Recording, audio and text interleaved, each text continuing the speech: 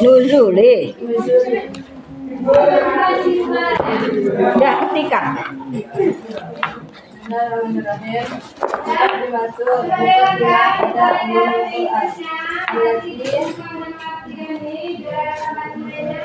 yang tiadanya pada ulumul Quran dalam tafsir. apa makna mustalahu kemarin? Hah? Ya, membaguskan. Itu kalimat asalnya kan sholaha ya kan? Menjadi istolaha. Itu pun istolaha kan jadi ibtial itu kan?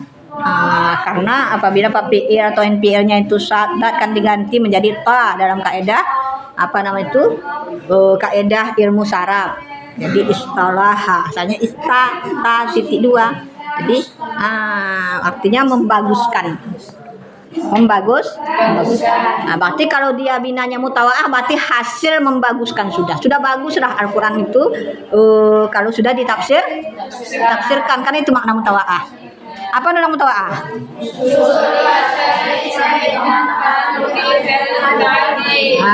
Artinya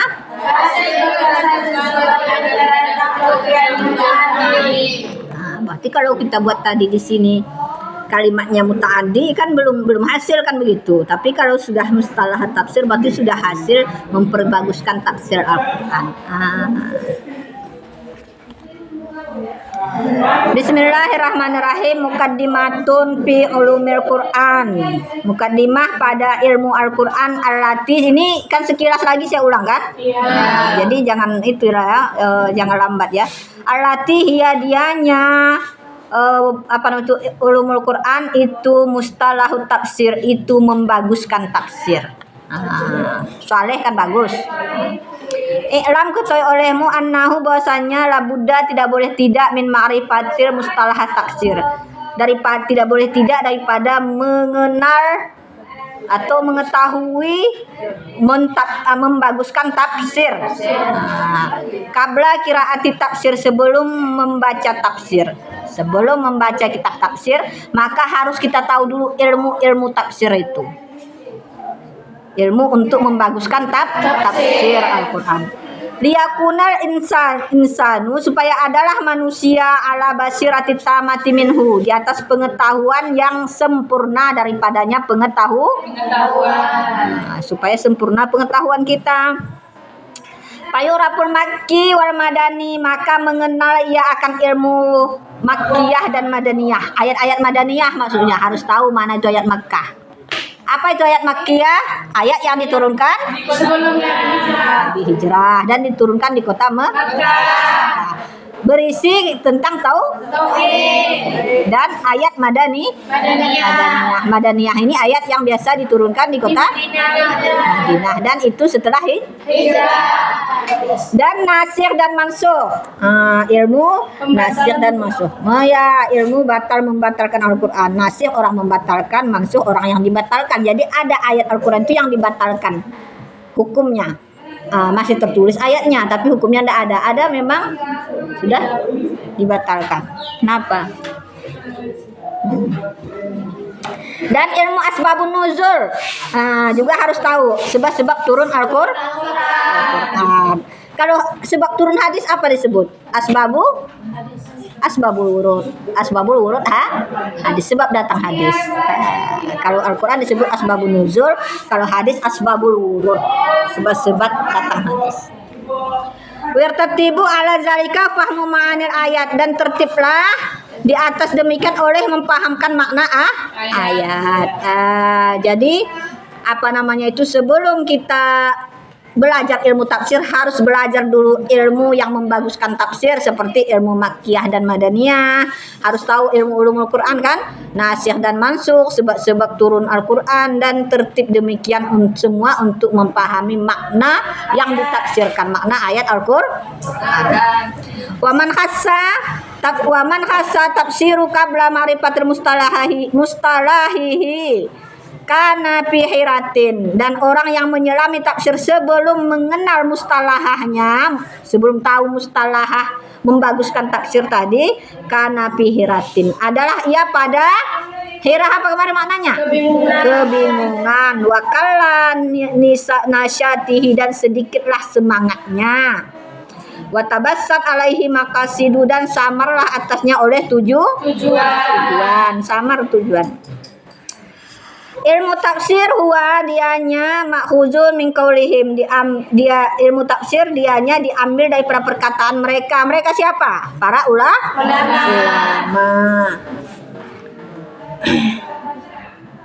Pasartu syai'a ija bayanatahu. Mentafsirkan oleh aku suatu apabila menyatakan, bayanatuhu apabila menyatakan oleh aku akannya. Aku tafsirkan sesuatu apabila menyatakan oleh aku akannya. Jadi dia tafsirkan sesuatu apabila telah jelas baginya, baru ditafsirkan. Berarti sesuatu yang menjelaskan Al-Quran itu namanya tafsir. Beda terjemah kan. Kalau terjemah itu hanya sekedar artinya, tapi kalau tafsir ini lebih luas dia, karena mentafsirkan ayat itu, apa yang terkandung di dalam ayat itu, hukum-hukumnya, maknanya. Wasumya ilmu mazkuri tafsiran, dan dinamakan ilmu yang disebutkan itu akan ilmu tafsir. Kenapa? Li'annahu, karena sesungguhnya yubayyinul Qur'an wa yudahu, karena dianya menjelaskan Al-Qur'an dan menerangkannya Al-Qur'an.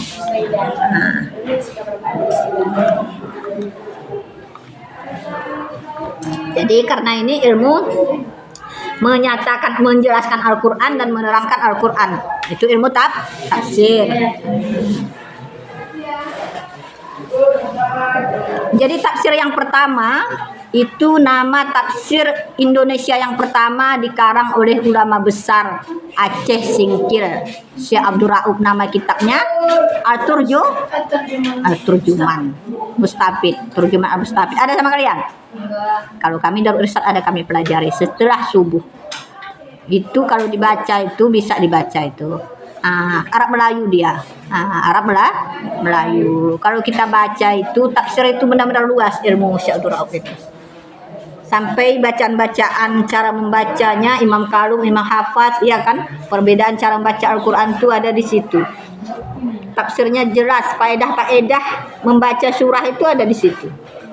Jelas. Kalau ada orang tidak punya keturunan kan ada di situ, baca surah ini ditulis, dicatat. Ada orang kerasukan dicatat, digantungkan di leher katanya. Ada situ jelas berdasarkan sumber-sumber hadis. Dan wahdahu, undang-undangnya tafsir, huwa dianya ilmu yubhasu fihi an ahwal Qur'anil Karim.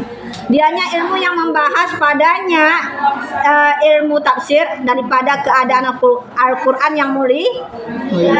Membahas ilmu Al-Qur'an. Itu undang-undangnya. Min jihati nuzulihi, daripada zihat turunnya seperti Makkiyah dan Madaniyah. Jadi ilmu itu yang dibahas di dalam tafsir itu. Wa nahwihi, dan seumpamanya seperti sanadnya dan cara menunaikannya. Jadi sanad-sanadnya itu artinya tafsirnya itu ditafsirkan oleh siapa? Rasulullah. Kan ada di situ tadi sebab, ada asbabul wurudnya, asbabun nuzul, ya kan? Wal fazulan, lapasnya dan maknanya mu'talaki, yang bergantung dengan hukum dan selain demikian. Jadi ada ayat yang situ bercerita tentang hukum, ada ayat yang tidak ada cerita hukum, situ hanya kisah-kisah untuk menjadi mau'izah, pelajaran bagi kita. Wa maudu'uhu, dan permasalahannya wa maudu'uhu, dan permasalahannya itulah kalam Allah azza wa jalla min hisatil mazkurah, daripada sisi yang disebutkan. Jadi apa permasalahan di dalam tafsir itu adalah kalam Allah yang ditafsirkan.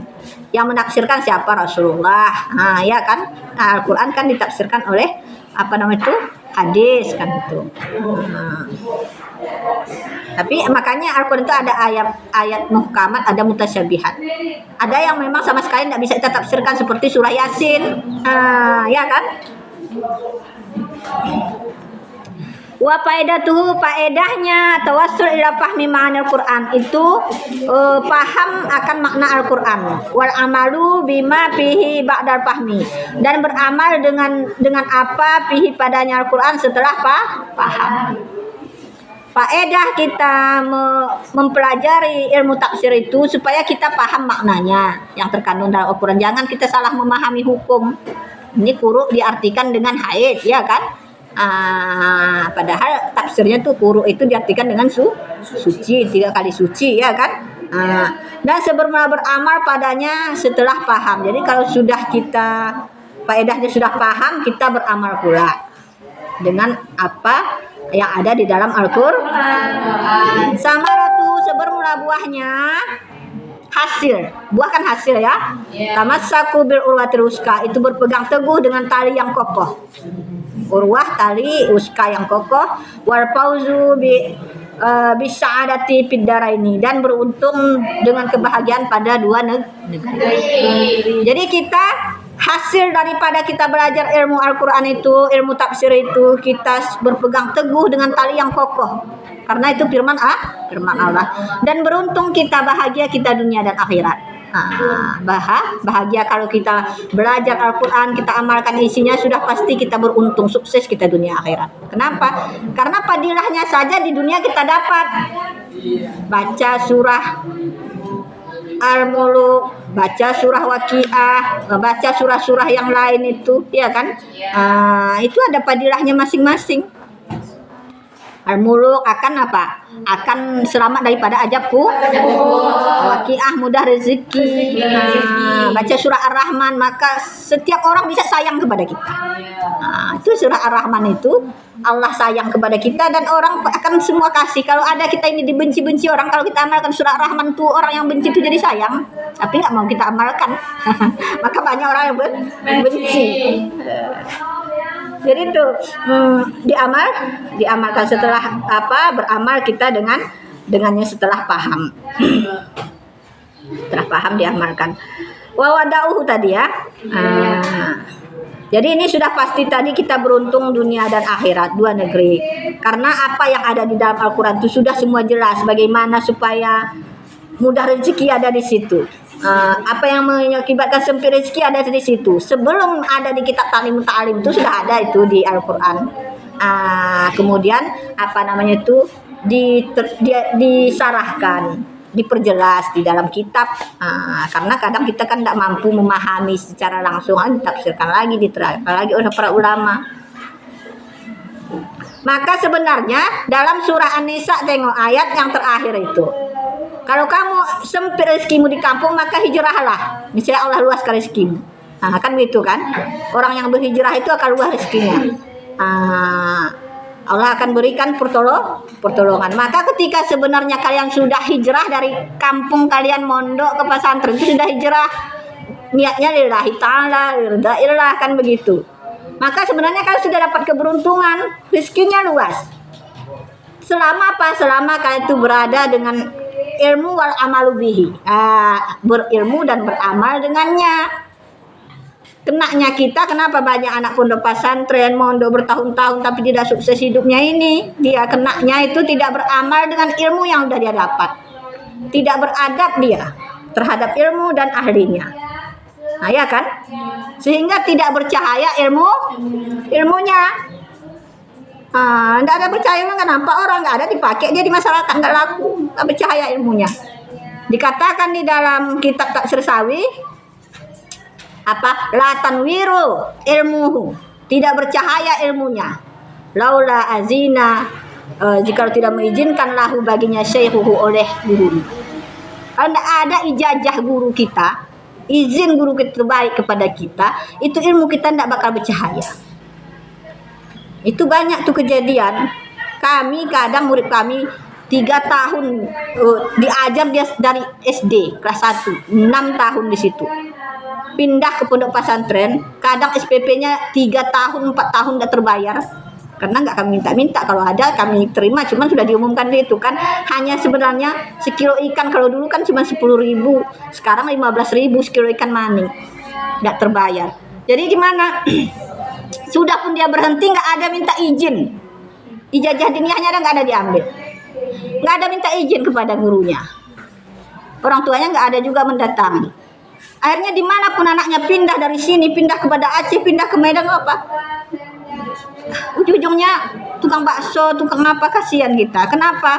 Inilah tadi dalam apa tadi, tidak bercahaya ilmunya tadi, tidak jelas keizinan gurunya.